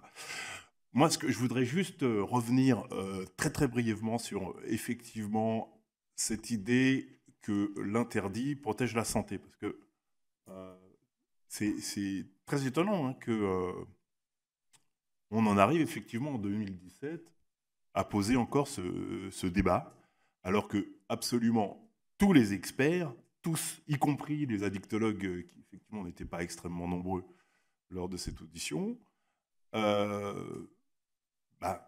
établissent le constat inverse. Et nous-mêmes, nos associations de réduction des risques, elles sont issues de ce constat, puisque je vous rappelle que c'est l'épidémie de sida qui a créé une petite brèche dans cet interdit. Pourquoi ? Parce que l'épidémie de sida est née d'un décret qui avait été pris pour protéger la santé des usagers malgré eux. Cette logique sur laquelle on court toujours avec la loi du 31 décembre 1970. On va protéger les gens malgré eux. On les a interdits de seringues, une épidémie de sida s'est propagée, des centaines de milliers de morts, et une politique qui s'est un tout petit peu amendée sur la question des drogues dures et particulièrement injectables. Mais voilà, on est resté au milieu du gué, et là, aujourd'hui, ce qui nous intéresse, c'est de sortir de cet espace sanitaire, parce que, comme vous disiez Anne, pour nous, la question est réglée. Pour la plupart des experts, la question est réglée. L'interdit ne protège pas la santé, au contraire, il aggrave les problèmes sanitaires. Par contre, là où ça devient beaucoup plus intéressant pour nous, c'est d'aller sur le volet sécuritaire. C'est pour ça qu'on a cette discussion sur les populations qui sont contrôlées, parce que la société leur demande finalement de fournir une demande de psychotropes qui, de plus en plus, se développe de manière, encore une fois, légitime, sans qu'il y ait de problèmes sanitaires avérés, encore une fois, dans les populations protégées. On va laisser la parole. Juste... Oui, allez-y. Qui protégerait la santé des personnes et la santé publique. C'est absolument faux et c'est vrai le contraire. L'interdiction met en danger les consommateurs. Parce que si vous allez en pharmacie, vous achetez un produit, vous avez la liste des ingrédients, d'accord, et les doses. Hein. Sur le marché noir, vous ne savez pas qu'est-ce que vous achetez. Il n'y a aucun contrôle de qualité. Donc, l'interdiction est cause des possibles maladies, d'overdose, hein, des dépassements de doses, parce que l'acheteur sur le marché noir ne sait pas qu'est-ce qu'il achète précisément.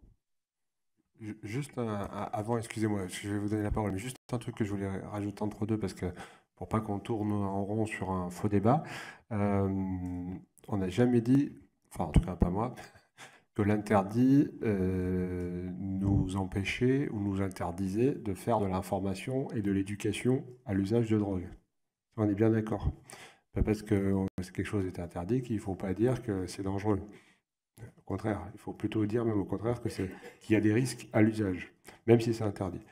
En revanche, encore une fois, on a reçu tout un tas d'experts et de spécialistes aussi qui nous ont dit vraiment clairement, chiffre à l'appui, enfin je pourrais vous les ressortir, que l'interdit peut-être protège pas, comme vous dites, enfin une réponse peut-être pas aussi suffisante comme vous le dites, mais l'autoriser, enfin la légalisation ou l'autorisation ne protège pas plus, en fait.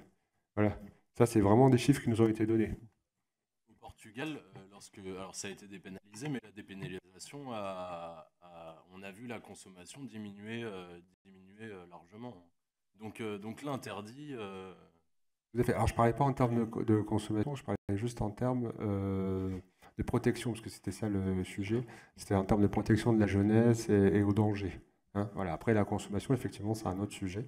Mais en termes d'éducation, notamment pour les plus jeunes, voilà, ça nous a été donné. L'accès à l'alcool ou au tabac est de plus en plus jeune, alors que c'est autorisé, quoi. Je conteste l'interdit pour les mineurs. Mais si vous me permettez une petite observation, il est interdit de vendre de l'alcool à un mineur. Il n'est pas interdit à un mineur d'en acheter. On ne va pas le poursuivre parce qu'il en achète.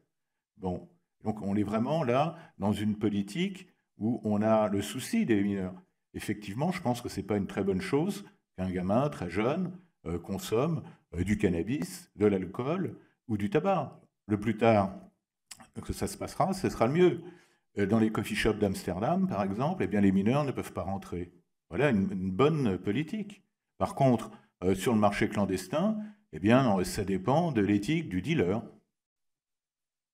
Oui, juste pour prolonger ce mot là sur Amsterdam, non seulement les mineurs ne peuvent pas entrer dans les coffee shops, mais depuis plus de maintenant 30 ans que cette politique dite de tolérance est appliquée avec les coffee shops, eh bien on constate beaucoup moins de mineurs s'intéressent aux drogues et au cannabis en particulier. Les jeunes, les adolescents hollandais se désintéressent massivement, c'est même un phénomène étonnant, méprise, considère que c'est un truc de vieux. Et c'est en France, au contraire, où les jeunes, de plus en plus jeunes, sont les plus massivement concernés par cette consommation. Et c'est un résultat direct de la politique qui a été menée jusque-là. On va laisser la parole à monsieur. Juste pour vous dire, vous regarderez quand même, monsieur, les études qui sont menées aux Pays-Bas et ailleurs sur les drogues qu'on dit dures, la consommation des drogues dures par rapport justement à la légalisation. Parce qu'ils ont fait une distinction entre les différents produits. Hein. Ces pays-là ont fait le choix de dire le cannabis, à la limite, on peut le tolérer, et l'héroïne et la cocaïne, non. Et alors, bien sûr, comme c'est prohibé, du coup, parce que le cannabis est toléré, vous l'avez très justement souligné, comme c'est prohibé, bien sûr, les drogues dites dures aux Pays-Bas, c'est difficile d'avoir des chiffres très factuels, mais on peut constater quand même un réel trafic de ces drogues-là qui persiste aux Pays-Bas et qui demeure et qui met des jeunes en danger face à des drogues encore plus toxiques que le cannabis. Bien sûr, si vous voulez dire que le cannabis aurait permis d'éviter ces dérives pour le marché noir aux Pays-Bas, peut-être. Mais ce qu'on constate en général, c'est que les populations jeunes en dessous de 18 ans sont beaucoup moins concernées par le problème de consommation de drogue, quelle qu'elle soit, que les mêmes populations en France. Non, moi, je voudrais ajouter une chose. C'est vrai qu'en France, on vit dans une véritable société hypocrite. Notre ami Béchir rappelait les chiffres, mais ce qui est patent, c'est de voir que même en prison, les drogues circulent et on a un niveau de consommation qui atteint qui est alarmant. Donc c'est normal qu'aujourd'hui, le législateur veuille éventuellement changer le braquet par rapport à une loi qui a créé autant de dégâts. La question sur laquelle moi je voulais revenir, c'est pour relire éventuellement les réponses aux questions que vous avez formulées. Et donc sur la première question, l'extension de la procédure de l'amende forfaitaire doit-elle être limitée aux primo-délinquants majeurs? Je crois qu'on l'a répondu massivement ici, mais non et non et non. Je n'irai pas dans le détail, mais on essaie de proposer un autre cadre de réflexion et je vous inviterai à lire notre note. Ensuite, trouveriez-vous pertinent de restreindre le champ de la procédure de l'amende forfaitaire en matière d'usage de stupéfiants au seul cas où des quantités limitées sont consommées ou bien uniquement pour certaines catégories de stupéfiants? Alors c'est vrai que on l'observe, la dépénalisation de fait existe en France. Moi, quand je vais sur les quais de gare, quelle que soit la gare, je vois des gens qui consomment. Mais en France, on veut encore ignorer ces faits. Et ça serait bien que là, pour le coup, on se mette en adéquation avec le préambule de la Constitution et les engagements internationaux de la République. La loi donc ne devrait pas légiférer quant à l'usage de stupéfiants en tant que tel. Le législateur ne peut légitimement chercher à restreindre l'usage de produits stupéfiants que sur la voie publique, dans les lieux publics ou accueillant du public. Par contre, le champ d'application du droit peut aussi se déployer autour de la question de la détention. Donc là, je voudrais lire précisément ce que Anne Coppel a essayé de faire entendre ici, qui est cette déclaration conjointe de l'OMS et de l'Office des Nations Unies contre la drogue et le crime, qui le 27 juin dernier, dans une déclaration commune conjointe pour mettre fin à la discrimination dans les établissements de soins, expliquait: nous, entité des Nations Unies, signataires de la présente, appelons toutes les parties prenantes à nous rejoindre en s'engageant à prendre des mesures ciblées, coordonnées, multisectorielles et assorties de délais dans les domaines qui suivent, réviser et abroger les lois punitives qui se sont avérées avoir des incidences négatives sur la santé et qui vont à l'encontre des données probantes établies en santé publique. Il s'agit notamment des lois qui pénalisent ou interdisent autrement, je passe, la consommation de drogue ou leur possession en vue d'un usage personnel. Donc, selon le Comité économique des droits sociaux, économiques et culturels de l'ONU, les actions, les politiques ou bien lois contraires au droit et à la santé sous toute forme et à tous les niveaux est susceptible de provoquer des atteintes à l'intégrité physique, une morbidité inutile et une mortalité qu'il serait possible de prévenir, constituent des manquements majeurs des États à leurs obligations internationales de respect des droits de l'homme et du droit à la santé en particulier. Cette position est appuyée et défendue par la communauté médicale internationale. Et je vous inviterai à retrouver ce rapport de Lancet.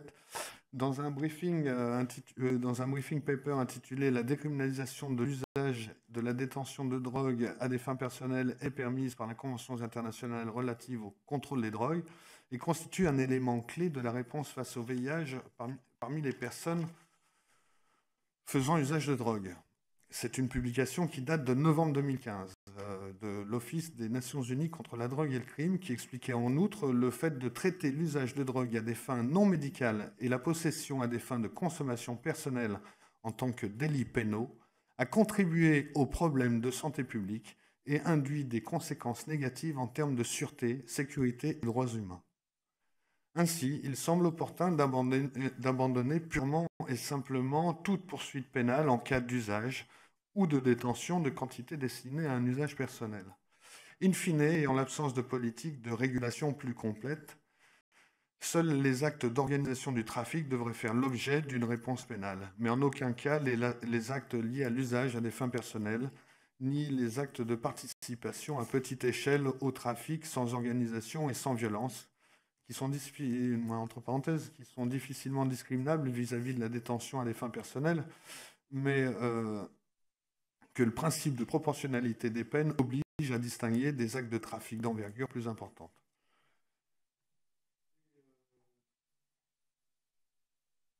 Attends. Je voudrais peut-être répondre à une question que vous avez posée, la question 6. Oui. Êtes-vous favorable au développement de stages de sensibilisation au danger de l'usage de produits stupéfiants créés en 2008 ? Quels sont les retours des usagers sur ces stages ? Bien. Une simple remarque. Si un policier met une amende forfaitaire, bien, l'affaire est réglée. Alors qu'actuellement, il défère au parquet, il y a enquête, et au vu de la situation particulière de la personne, le juge peut proposer ces stages. Bon, à mon avis, ces stages sont inutiles. Simplement, les gens y vont contraints, ils les payent, ils perdent 2 journées, et puis après, ben, ils retrouvent, comme après un stage à la sensibilisation pour la conduite, ils retrouvent leur permis de fumer. C'est comme ça qu'ils nous en parlent. Bon. Mais ce que je note, c'est que si c'est un policier qui a mis une amende forfaitaire, eh bien, ce côté sanitaire disparaît.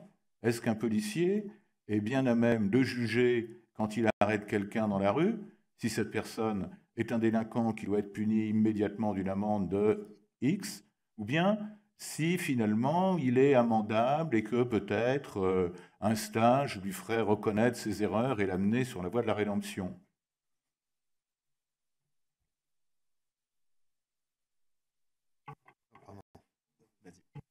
Voilà, c'est... Oui, je voudrais dire, oui, vous avez posé des questions, effectivement, sur lesquelles on n'a pas forcément des réponses. C'est-à-dire qu'il n'y a pas de politique miracle, il n'y a pas de réponse miracle. Il y a, les drogues psychotropes, qu'elles soient légales ou illégales, sont dangereuses. Donc c'est le cas de l'alcool et du l'alcool. Enfin bon, il y a un classement qui fait que alcool, héroïne, c'est à peu près au même niveau, etc. Bon, donc il y a le rapport ROC qui hiérarchise les produits en fonction de leur dangerosité avec beaucoup de critères. Mais et la société, les sociétés actuelles, la société occidentale et partout dans le monde, il y a une explosion de la consommation. Donc, il y a une explosion aussi des trafics des trafics de drogue et des trafics de toutes sortes. Donc, si vous voulez, il n'y a pas de réponse simple. Ce qu'on peut faire, c'est un peu ce qui nous avait réunis, nous, dans la réduction des risques, hein, c'est limiter la casse, c'est-à-dire éviter les problèmes qui en rajoutent. Après, quelles sont les bonnes stratégies de prévention? Ça, c'est un travail à faire sur lequel on avance lentement. Les pays qui investissent beaucoup dans la santé publique et puis peut-être aussi qui ont des principes éducatifs comme les Pays-Bas ont des meilleurs résultats que nous.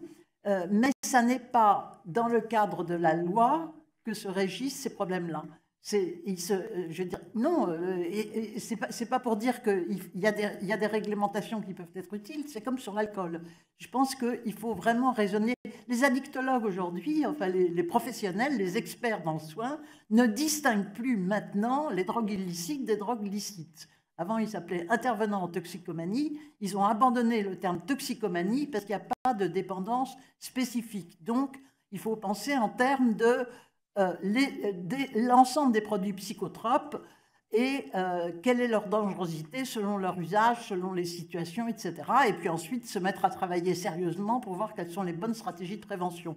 Mais il y aura toujours des problèmes d'abus, il y aura des problèmes de trafic, y compris si on légalise le cannabis, marginalement il y en a. Bon, l'histoire c'est limiter la casse. Je me permettais juste le hochement de tête, excusez-moi, pendant que vous parliez, c'était une réaction, mais juste parce que la loi E20, par exemple, je pense qu'elle a servi à quelque chose dans la prévention de l'accès aux produits, enfin, à l'alcool, par exemple. Donc je pense que le législateur peut avoir un effet éducatif quand même. Voilà. Justement, je voulais pas quand même qu'on oublie que si les gens prennent des drogues et des substances psychotropes, c'est aussi parce qu'ils y trouvent leur compte. Donc, bien qu'effectivement on soit issu de la réduction des risques, c'est-à-dire des gens qui sont des abuseurs, et je crois que selon les chiffres de l'OMS, ça concerne 10 à 20% des consommateurs, quelle que soit la substance, il faut quand même arrêter l'hypocrisie. Les gens consomment des drogues, à commencer par les drogues légales, enfin, à l'exclusion du tabac, qui est peut-être l'exception et qui confirme la règle, mais en tout cas, et encore d'ailleurs, ça se discuterait, mais pour l'alcool, parce que c'est aussi facteur de partage, fraternité, joie, plaisir, le terme tabou, et même ce que je dis là d'ailleurs, théoriquement tombe sous le coup de la loi, puisqu'on a effectivement cette fameuse présentation sous un jour favorable qui est au cœur de notre législation. Donc tout le problème, c'est pour ça que j'insiste tant sur cette question de la demande, parce que autant du point de vue juridique de la liberté qui s'arrête, comment celle d'autrui, que du point de vue du bon sens, simplement, du fait qu'il y a cette demande de plus en plus massive de substances qui sont de plus en plus exotiques. Après, une offre aussi sur Internet, qui est un autre problème dont on n'a pas parlé, dont on ne voit pas du point de vue technique, c'est un véritable casse-tête. Je suis membre de la commission des stupéfiants, je peux vous dire qu'à chaque agenda, on a une nouvelle substance qui arrive sur le marché, qui d'ailleurs n'est pas forcément plébiscitée par les usagers, ça aussi c'est intéressant. Il y en a qui fonctionnent, d'autres qui ne fonctionnent pas parce qu'elles ne sont pas forcément en adéquation avec la fameuse demande. Donc peut-être prenons le problème un peu à l'envers. La prohibition a tout misé sur l'offre, pensant qu'il y avait des substances diaboliques qui, avec des dealers postés à la sortie des écoles, faisaient des générations de toxicomanes. Peut-être comme on peut commencer à prendre le problème à l'inverse, du côté de quelle est la fonction réelle de ces substances dans nos sociétés. Très bien. Oui, juste me permettre un clin d'œil, mais c'est vrai que la drogue, c'est aussi un business. Et les vendeurs de drogue ont tout intérêt à multiplier les produits pour multiplier les publics, enfin les acheteurs. Voilà. Tout à fait. Ah bah oui, c'est comme tout, il y a des produits qui ne marchent pas. Si vous me permettez une remarque là-dessus. Il y a certains chocolats qui ne marchent pas. Si vous me permettez une remarque là-dessus, c'est justement là où on arrive aujourd'hui aux limites de cette politique de prohibition, c'est qu'elle s'est basée sur une classification qui n'avait pas de valeur scientifique, et qu'aujourd'hui, on en arrive à un stade où l'ONU n'est plus en mesure de classer les nouvelles substances qui arrivent sur le marché, parce que ces nouveaux produits de synthèse débarquent par centaines, et qu'on n'est plus en mesure de porter les substances, la connaissance des substances avant même pour qu'on les classe. Donc aujourd'hui, on est dans une zone grise où il y a plus de 300 molécules nouvelles qui ont été créées dans les 5 dernières années, qui sont des molécules qui vont mimer les effets du cannabis, qui vont être répandues sur des substances qui pourront être vendues comme étant du cannabis et qui peuvent ensuite avoir des conséquences très fâcheuses pour la santé, à la différence du cannabis naturel, je dirais. Et donc, c'est là où on voit les limites de la loi, la pertinence de ce tableau et cette classification, et qu'à ce niveau-là, encore une fois, je reprendrai les termes de mon ami Béchir, mais il faut que le législateur ose son rôle de pionnier, de défricheur ici, parce que de s'être laissé enfermer dans une logique purement répressive, la drogue c'est mal, ça nous a fait oublier l'essentiel, c'est-à-dire comment protéger les gens des drogues. Et là, en fait, on a voulu mettre des solutions, mais on voit que les vraies solutions, c'est quand les usagers les portent. Il faudrait pouvoir les entendre, mais voilà, en l'espace de 10 ans en Espagne, on a développé des cannabis social clubs, et aujourd'hui, on voit les premières statistiques, les premières études qui font remonter des statistiques où on voit la prévalence chez les jeunes qui repart à la hausse. C'est quand même un indicateur qu'il faudrait prendre en compte. Et donc, à ce titre, si on veut vraiment, parce qu'il me semble quelque part que dans la mission qu'on vous a donnée, c'est comment arriver à faire tourner le tiroir caisse sans que ça nous coûte trop cher, pour résumer. Et c'est vrai qu'on a besoin de faire des économies, mais on a aussi besoin de renflouer les caisses. Eh bien, franchement, si on doit y aller, allons-y. Régulons le marché du cannabis et comme on l'a vu au Colorado, bon, c'était une disposition légale locale, mais les contribuables ont été remboursés en partie des impôts trop perçus par l'État. Très bien, je vous remercie. Je vous remercie de l'ajout pertinent sur les produits de synthèse. D'ailleurs, puisque je dis produits volontairement parce qu'ils ont du mal à être classés comme drogue, enfin de prime abord. Donc, je vous remercie pour cet ajout. Je vous remercie à tous et à madame pour votre présence. Monsieur Olivier, vous pouvez rester parce qu'effectivement les gendarmes vous attendent. Non, je n'étais pas comme d'habitude, c'était pareil, c'est vous qui m'avez tendu la perche en disant que votre propos était passible. Voilà. Non, ce n'était pas une intention. Alors, bon, je retire, alors, je ne veux pas que ce soit perçu comme ça. Précisément à cette loi qui pose problème, qui empêche effectivement de débattre sereinement, qui prétend qu'il serait interdit de présenter sous un jour favorable ou d'inciter, mais qui ne répond pas à qu'est-ce que c'est que la présentation sous un jour véridique. Et franchement, débarrasser la législation de ça, ce serait déjà un début qui marquerait votre Assemblée très favorablement. Merci. Donc, comme ça a été dit, les deux pauvres députés que nous sommes vont continuer leurs travaux. Et... Ah, il y avait quelqu'un qui... Non. Oui, pardon. Je voulais juste rajouter que par rapport à l'incitation à la consommation, aussi bien Fabrice Olivet peut peut-être craindre, mais vous deux en tant que députés aussi, avec la page de la mission parlementaire là, qui est éditée par le site de l'Assemblée nationale, qui représente un joint avec un petit peu d'herbe, un peu de tabac. D'après les critères qu'on voit régulièrement sur les marchés l'été, etc., où les feuilles de ganja sur les t-shirts sont régulièrement saisies, vous tombez a priori aussi certainement. Alors, je ne pense pas que ce soit nous, je pense que c'est le président de l'Assemblée en fait. Si François Durugy. Voilà. Mais on le dira. Effectivement, je ne pense pas qu'on soit détenteur des droits de propriété du site internet. Mais voilà, non, mais, voilà, je suis heureux qu'on ait pu aborder ce débat quand même en toute sérénité et merci encore pour vos échanges et votre point de vue. Et quand il aura sa cravate dans l'hémicycle... Bon, je lui mettrai la photo Non, du ce qui site nous importe sur surtout- un t-shirt. Ce qui nous importe surtout, c'est pas la cravate, c'est le contenu surtout de la loi. Et Oui, on c'est compte ça, sur voilà. vous, prenez des risques. Et franchement, si jamais à l'issue de votre mandat vous avez un problème, à Normal on recrute des contrats aidés. Alors pour le moment, ils sont bloqués, mais n'hésitez pas. Hein. Voilà, merci. Merci. Au revoir. Merci.